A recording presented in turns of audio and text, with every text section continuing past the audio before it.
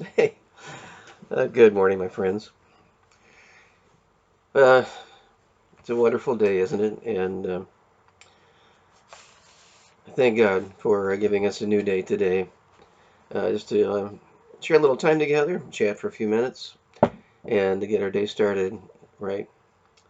One thing I hear so many times is, what happened to the kids? How did we lose our kids? The Barna Research Group has said that churches lose 64% of their members after they turn 20 years old.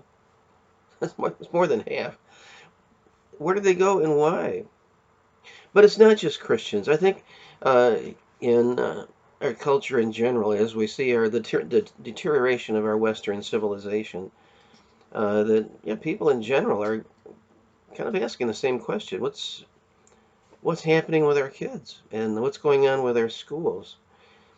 Um, isn't it amazing that we see parents show up at school board meetings to challenge those who are in charge with some of the things being taught in school and producing pornographic literature that their children are required to read as part of the curriculum, and the school board can't stand it. It cuts off their microphone or orders them. We can't have that in this place, and yet they can have it in their schools, and it's being taught to their kids. And somehow they don't see the irony in that.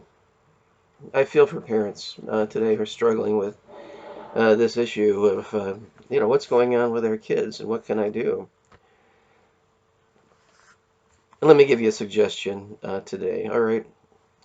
The answer to that question is not going to be in the public school system.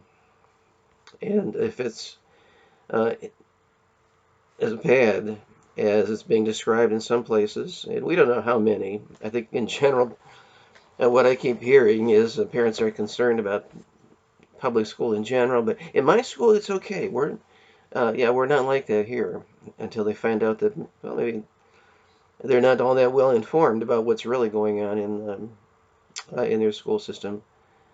But that's not the answer, my friends. The Bible does give us an answer for Christians, and for non-believers, I don't have a lot of advice for you. But for those who uh, are believers in the one true God, He has given us some advice. I'll share with you this morning, and maybe encourage you with that a little bit. It's found in Deuteronomy chapter 6. Deuteronomy 6, 7 and 8 said, "And these words which I command thee this day shall be in thy heart, and thou shalt teach them diligently unto thy children, and shalt talk of them when thou sittest in thine house, when thou walkest by the way, and when thou liest down, and when thou risest up." Interesting. "Thou shalt bind them for a sign upon thine hand, and they shall be as frontlets between thine eyes."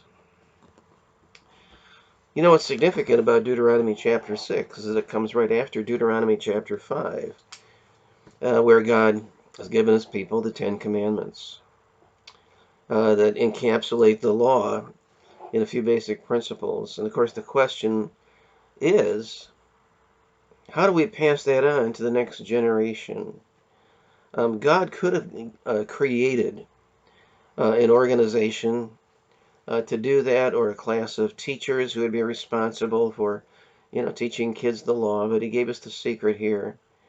And it's not in another organization. The responsibility lies with mom and dad, with parents. And I know it's especially dad, but both are involved here in these verses. "Thou shalt teach them diligently." Talking about the words which I command thee this day. Well, who is the thou anyway? Well, it's the parents, and dad in particular. It's your job to teach them diligently unto your children. And how do you do that? Well, it tells us how to do that. "Talk of them when thou sittest in thine house."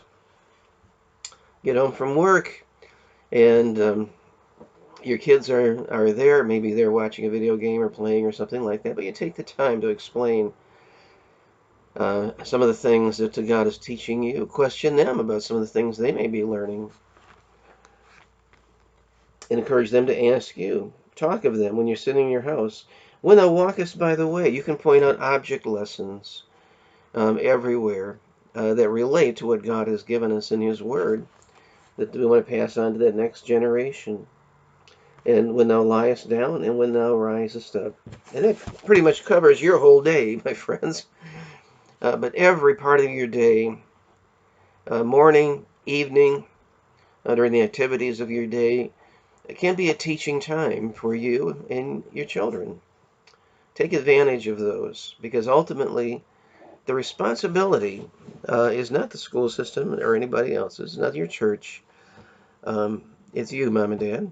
And it's not an easy job, but it's maybe the most important one that anyone has. And I think that's the key to what's happening with the next generation and how we can reverse that trend.